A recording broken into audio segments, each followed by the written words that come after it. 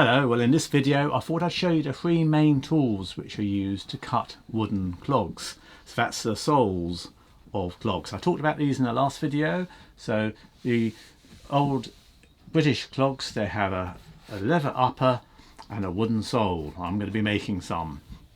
So to cut that wooden sole, nowadays it's done by machine, but it used to all be hand cut. And there'd be some tools used for doing that. And I'll show them to you. I've got some here which a friend has kindly just let me look at, so I thought I would share that with you, and then I'll show you my own tools. Now my own tools, I am working on them at the moment because I'm having to make handles for them, but they're sort of similar-ish. So first of all, you need what is called a blocking knife. Now this one is broadly what they look like, excepting I would class this as being more of like a peg knife. It's lighter weight. A blocking knife, a traditional clogger's blocking knife, is like twice the sort of blade depth, a lot deeper, a lot heavier in its spine. But essentially how it works is you have a bench with a hook on it, an eye bolt, and then you can, pushing down on the handle, cut your bit of wood with a sharp blade, and that does all the rough shaping of the clog sole. So to get it sort of broadly to shape, you'd be using this blocker. This actually is quite a nice one. It's been blacksmith made. They're all done so you get, like, you know, softer wrought iron steel going across the top, and then the blade is done in a nice bit of tool steel. Phil and I, Hedgelaying Phil and I, did a video a while back where we made one of these on a blacksmithing session we had, using, I think we used for that as a while back now, it's in the blacksmithing playlist, but I think we used an old bill hook for the blade and then did a weld along the top there, something like that. Anyway, this is a lighter weight one, as I say, not a true clogger's blocker, but it looks the same. And that's for doing the initial shaping. I have to be careful here because these tools are pretty sharp. So the next one I wanted to show you is a French sort of equivalent, but again it's a bit heavier in the spine, shorter in the blade depth. An English blocker would be a lot deeper in the blade depth. The same principle, hooked at the end of the bench, big long handle lever, push down. The other one you get in France for making sabots, which are all wooden clogs, is the paroir. That's spelled P-A-R-O-I-R. It's the same principle, a wooden handle, great leverage, a hook, an eye on your bench so you can force this down. Now I've used one of these in carving an English eating spoon on my spoon mule, using one of these to do the rough shaping. So something like this will have appeared in one of my earlier videos. And again, you can see the blade, if you look up close, it's got the soft steel, relatively soft steel spine, and then this tool steel beautifully joined and riveted in. There you are, it's a nice big hook. Come down. This is not a traditional French handle on this one. It's one which has been put on in the English style with the sort of T across there, but it's rather nicely done. So that's just like the French equivalent. The next tool, after you've done the blocking and the rough cutting out of the sole, you need a tool which will do the sort of scooping out of your footbed to make it a nice comfortable shoe. So you have a tool called the hollower, and I'm just going to pause the video and unwrap a hollower because I've got so many potential lethally sharp blades here. It's best that I just put the tool covers back on and get the right tool out. So that's the covers back on. I've made a whole lot of covers for one of my friends for these. The next one is, as I say, for hollowing out the footbed, and it's called a hollower. So you've got this like cupping shape, think of your palm of your hand with a very sharp edge for scooping out, and it works in exactly the same way. An eyelet hook on your bench, huge leverage with this handle, and then you can scoop out the wood to get your nice sole. So this is the hollower. It's quite a heavy tool actually. All of these tools are quite chunky. Lovely hook forged on the end there. Really appreciate the blacksmithing. Okay, it has its little cover because you're obviously spending hours sharpening these to get them really sharp. So it's best to play safe and protect those edges. And then the final operation you need to do, if you think of the clog, you've got your upper, your leather upper, which goes over the wooden sole. So they rebate the wooden sole with a little lip, and it's a little ledge forms there that the leather can sit on flush. So you see you've got your nails. The actual thickness of the wooden sole is more than you're seeing.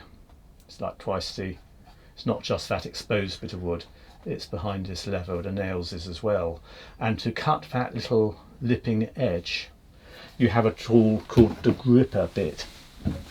Now the gripper bit, I have an old one here. They're very rare actually, these,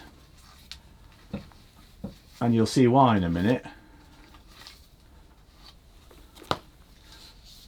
They're usually bolted onto the tool separately, and it's a little V cutting bit.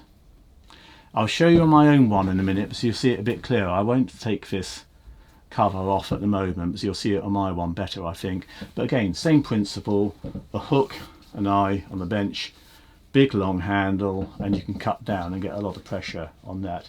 The danger is, of course, it's a relatively delicate bit on this one, so it's prone to break and shear. So this gripper tool is particularly rare. Let me show you my ones because I've got a set. So I have got, in my case, it's a power knife, and then it's the hollower, and I have two forms of gripper. I'll show you those next. So these are my tools. First off, I have my power knife blade, P-A-R-O-I-R, that's spelt, and it's just the same as the one I showed earlier, excepting I need to make a handle for it. I won't expose the blade at the moment because I have been sharpening it, and it's very sharp. So that's my power blade. Mine are all dated around about 1896 or earlier, because one of them's got the maker, well the owner, I think it is actually the owner's stamp of 1896. They're forged probably in France. Next one up, I'll take its little booty off just so you can see it, and I will show you the contents of the pouch that I've got. So again, it's a fairly standard hook idea, and I need to make a handle. So I've got some large ferrule or some large steel pipe on order to make the ferrules, and I've been turning up some handles in a bit of wood that I had knocking around, so I'll soon have these handled. My bits, because I've got two of these like bars, and my bits I'll show you. They're all in a little pouch now. Again, I've been sharpening them so I don't want to cause injury. The reason I looped them was to keep them on the tool so they don't get separated from the tool.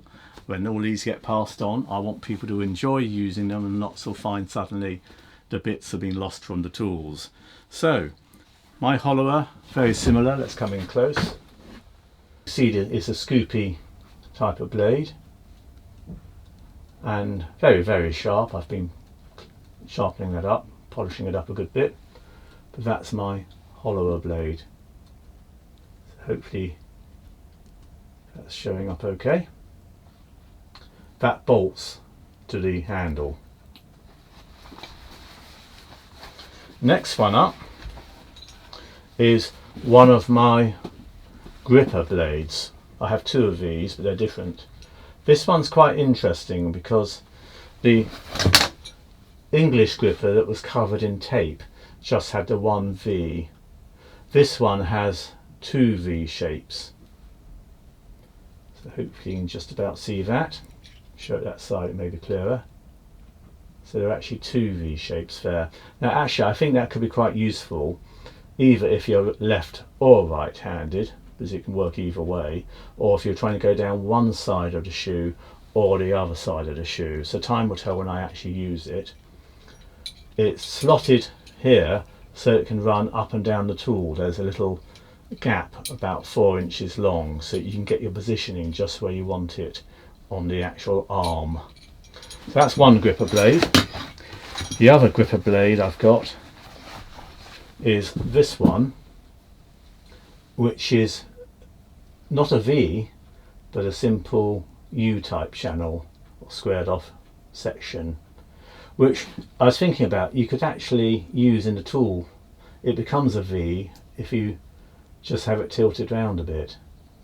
Again, you have actually got one each side, so if you chip it one side you could still probably use the other side, or again left right handed, or going down each side of the sole. So it'll be interesting to use these. I will be putting them into good use, but again, same idea, it can go up and down the handle a bit in different positions. This will suit your working height. I've got some nice chunks of alder wood to do the soles, and once I've made my handles up, etc., I'll be able to get on and cut some soles. But they're the three main knives used for clog making, and obviously pretty rare nowadays, but it's good to actually see them, and I'll enjoy getting on and making the clogs. Anyway, I hope you found that interesting, and I'll see you in the next video. Okay then, bye bye, and if you haven't subscribed, please do, and you'll see what happens when I try and cut these blocks for the soles out. After that there'll obviously be quite a bit of leather work doing the uppers, but quite an interesting journey this one. Bye bye then.